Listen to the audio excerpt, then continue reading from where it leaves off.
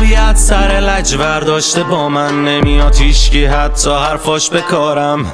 اصلاًم نمیخوام به عقب برم، از خونمون میاد فقط درداش به یادم. من پر یه حس انتقامم، پر از فوش و گلایم، پر گیر و گره، پر حرف و کنایم. دلم حالش بده، آتیش میفته به جونم شبا. دیشب از تنهایی انقدر دود گرفتم تا جونم درات.